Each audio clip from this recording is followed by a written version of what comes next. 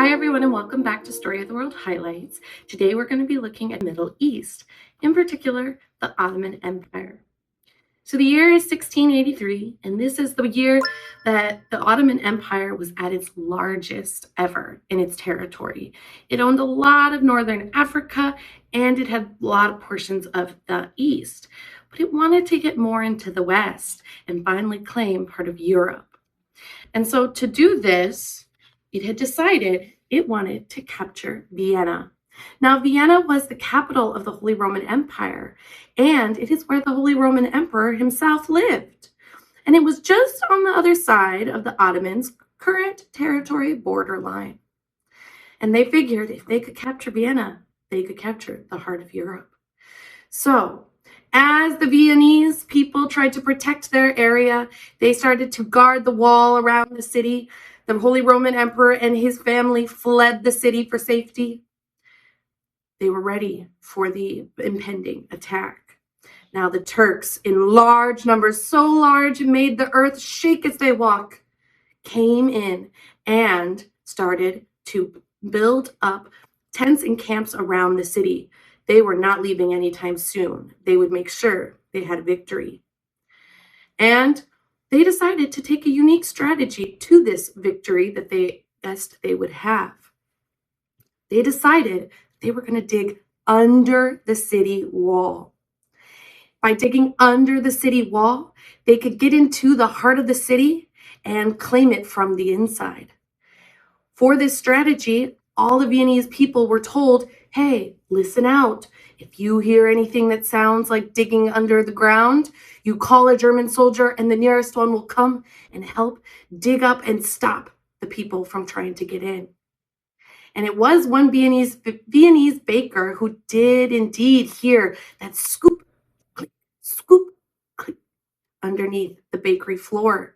They alerted the German authorities who came right away, opened up the floor, and jumped in and pushed the Turks back towards their camp on the outside of the wall. Now, this kept going on for many months. And finally, it ended when the French, Polish, and German soldiers came to support those people in Vienna. And in their large numbers, they looked at the Turks and they said, go home, Turks. And the Turks, knowing they were outnumbered, did flee back to their Ottoman territory. Now, this was the last time that the Turks would ever try and conquer Europe or the West. So, Viennese were successful in defending their city. Now, 25 years later, we did see more Western influence in the Ottoman Empire, specifically with their Sultan or king, Ahmet III. Now, Ahmet, he really loved Western things, especially tulips. He loved the tulips that were in the Netherlands, and he remembered how tulips historically did come from the East and even from the Ottoman Empire.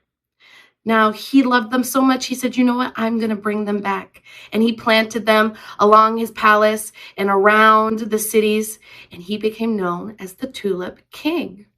But besides tulips, he also did other things to bring in Western influences, very similar to Peter the Great.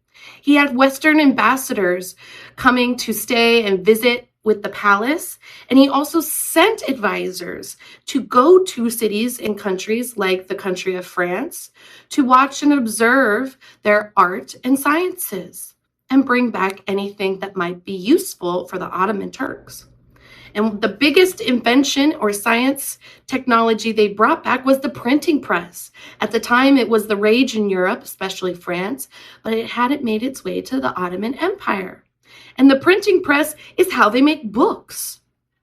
Before that, they were just writing them by hand. So the printing press allowed for the Turks to spread information, to help spread their faith, their Muslim faith with their Quran book.